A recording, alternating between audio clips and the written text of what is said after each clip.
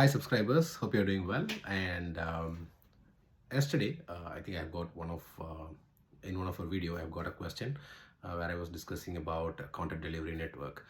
So the question was like, what is the difference between cache and content delivery network? So we're going to see about that in this video. I'm going to explain you about what is cache, what is content delivery network, and what is the difference between cache and a content delivery network. Okay, so now let's start with a very simple daily practical day-to-day example. So we all know, we all love pizza. Um, so cash is something like you're going to a store, you're going to a any pizza shop, and you buy a pizza.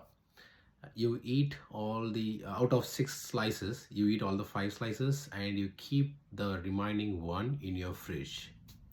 That is your cash. The same way, when it comes to content delivery network, you want to taste the same pizza which you have ate already, and their store, they have stores across the world, and their headquarters is somewhere in Chicago, but you are somewhere in Japan now. So instead of you going all the way to um, Chicago to the headquarters to taste that same exact pizza, instead what you do is you go to one of their branches nearby you, and you collect the pizza and you taste from there. So that is the difference between cache and CDN. So cache is you're storing something temporarily so that whenever you need you can get access to, but the CDN is something like if you want to get the real taste, the exact one, you don't need to go all the way to the source, but instead you can take it from the local delivery place or local location. So now we'll look something about it into more technical one. So firstly, let's see about the caching. So caching is the process of storing the copies of data like web pages, images, API responses. So any of your future requests can be served faster because they are in the cache. So where it happens, so it can be a local browser cache or a server, it can be from your memory or disk cache, or even in between, could be a reverse proxy cache like you could have heard about Varnish or Cloudflare edge cache. So the purpose of this cache is to reduce the server load and the latency by reusing any previously fetched data. So that's why we bring in the concept of cache. And let's now talk about the second part, which is the content delivery network.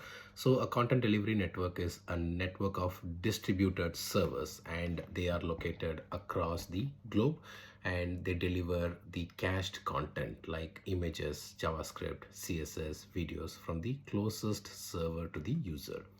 So what it uses, so what this CDN uses, so this CDN uses the caches internally to store the content which are closer to the users. For example, CDNs like Cloudflare, you could have heard about Akamai and AWS, CloudFront, Fastly. So these are some of the examples of CloudFront.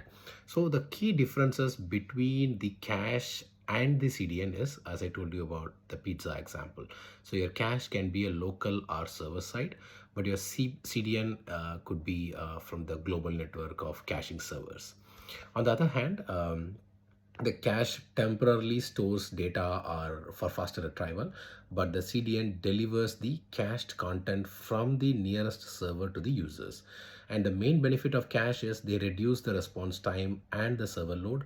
And the advantage of CDN is they reduce the latency and increase the availability worldwide. So that's the difference between the cache and the CDN. And now let's see the difference.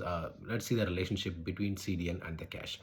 So a CDN uses caching, but not all the caching is done by CDN. For example, your browser has its cache, but it's not a CDN. So that's the difference, and that's the relationship between cache and CDN. I believe this video would have been very useful to you. So we'll see in another interesting video. Until then, it's bye-bye from Sachin Shanmugam and your favorite Little Star YouTube channel. Take care and bye-bye.